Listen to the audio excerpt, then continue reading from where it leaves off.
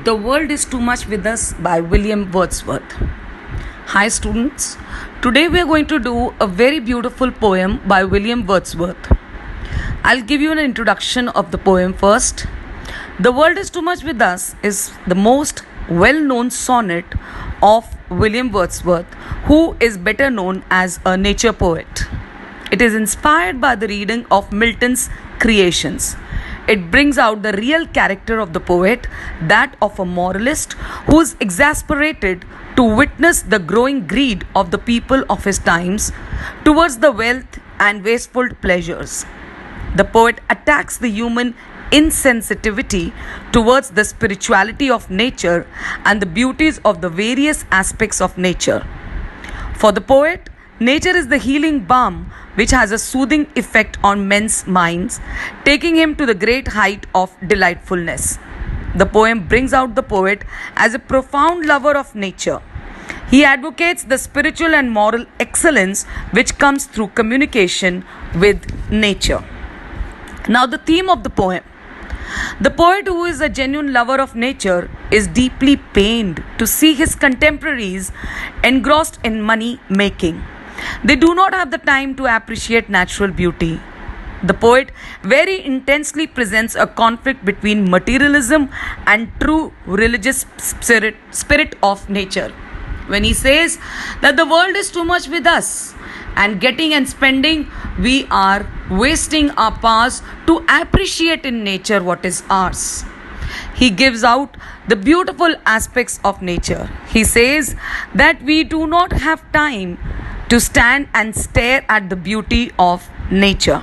The beauty of nature, that is the blooming of the flowers, the sea howling at all hours, etc.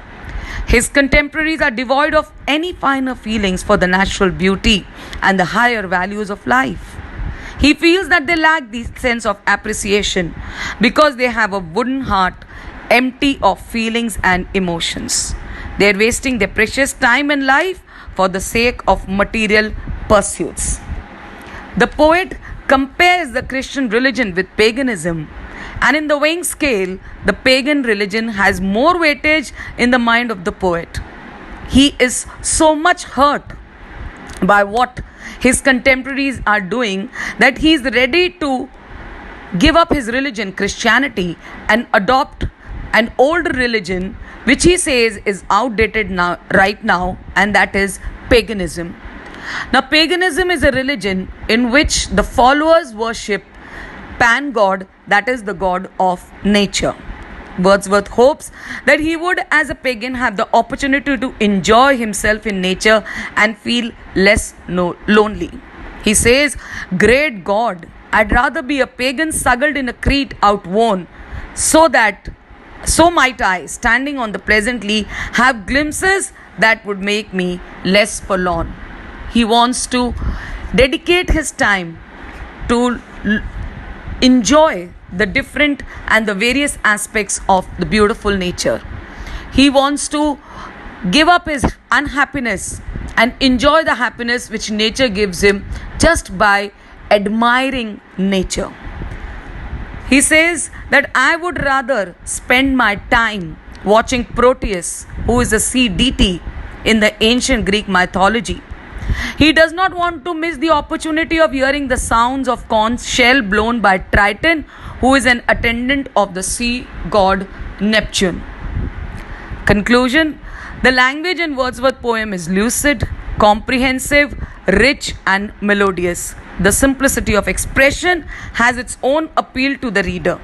The poem shows us the key which opens the heart of the reader to the poet. He is indeed the poet with spontaneous overflow of powerful emotions and feelings. The poet is Petrarchan in structure, with octave having rhyme scheme of A B B A, A B B A, and sestet C D D C C D. The poem is a sonnet which is one of the best creation of Wordsworth and which gives us an insight into his deep love for nature.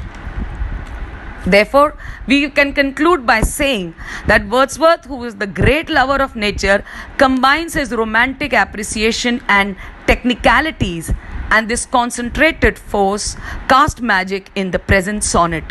The poet attacks at the growing materialism and the disgusting apathy of the man towards nature. He wishes to run away and be in the lap of nature by being a pagan. Thus, the emotions, sensitivity, lucidness, and the relevance of the poem makes this poem one of the best in the history of English literature. Thank you.